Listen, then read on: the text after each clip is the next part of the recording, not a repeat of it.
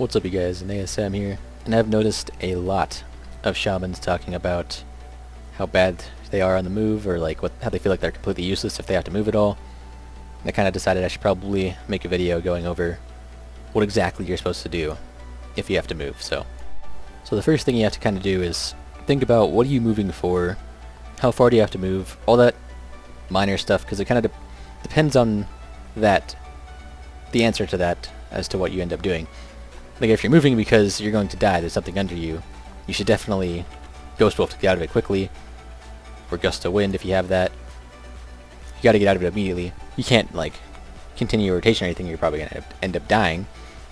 But if you're just moving because you need to get to like a new location and you have a certain amount of time to do it, you can do like a stutter step where you kind of cast your lava burst or whatever and then move again, then you stop the cast or whatever. Usually that's just to keep your lava burst off cooldown, or on cooldown, because you want that on cooldown as much as possible.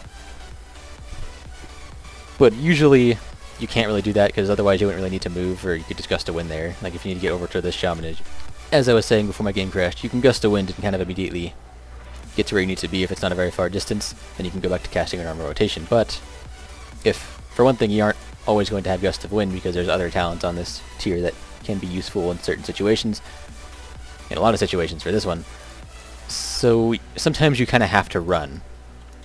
And whether you Ghost Wolf to get out of something dangerous, or you can just run and actually do more damage, that's going to be kind of up to you on the certain situation, because it depends if you need to get there immediately or if you can take your time and do optimal damage while moving. So first, now that I've kind of gotten out of the way, if you can move slowly and not in Ghost Wolf, this is what you're supposed to do. So for one thing, if your Flame Shock is about, if it has more than like, or less than like 20 seconds left, go ahead and just refresh it, because you actually gain 9 seconds anyway. And default is like 35, now it's at 38. Our default is, let's find out. Default is 30. You can set it up to 39. Then you want to dot anything else in the area. Like if you have to move, you just dot everything you can, assuming they're going to live for a while.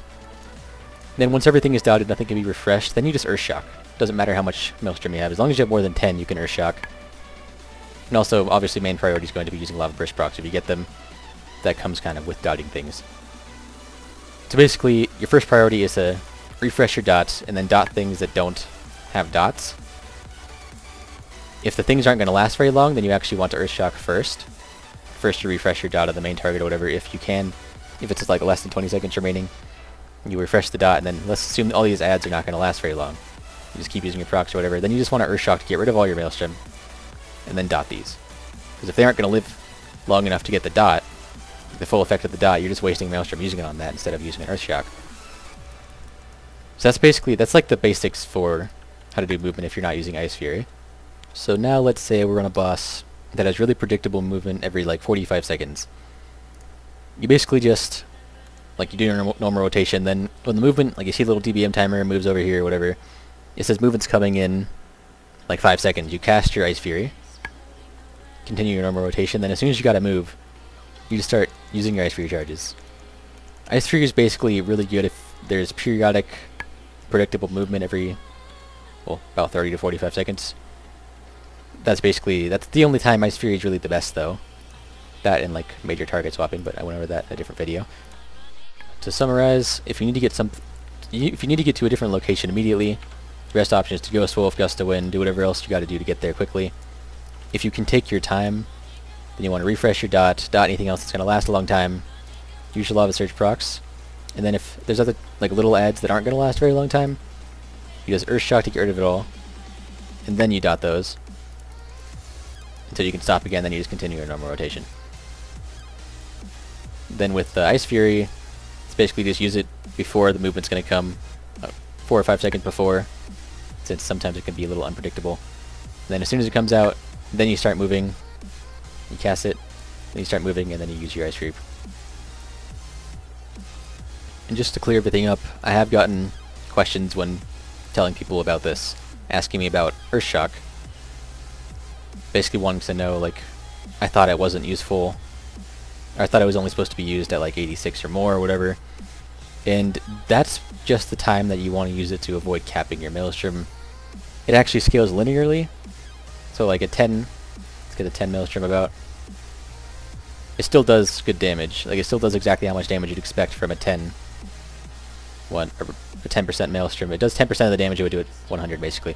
Its skill is completely linear, so it's never like a waste of a global. It's never a waste of maelstrom to use it if you don't have anything else you can do. So that's why you use that as soon as you start moving. But if you're sitting there doing your normal rotation, it's just a waste of a global to use it early. It's basically, that's the only reason you really save it. So that's basically everything I wanted to go over. But before I end this video, I wanted to mention that the L2P Learn to Play website that I mentioned in my most recent video are doing a giveaway on their Facebook page for a Blizzcon virtual ticket. All you have to do is go like the page and share the post and comment once you're done. It's expiring at September 24th at midnight. So if you want to get in on that, check the description. There'll be a link. And I think that's about it for this video, so hopefully it helps some people with the whole movement thing. It's still, like, we still aren't great for movement, but there is something you can do, so just wanted to make sure everyone learns about it. Anyway, thanks for watching, everybody. Like the video if you liked it, subscribe if you want to see more, and I'll see you guys next time.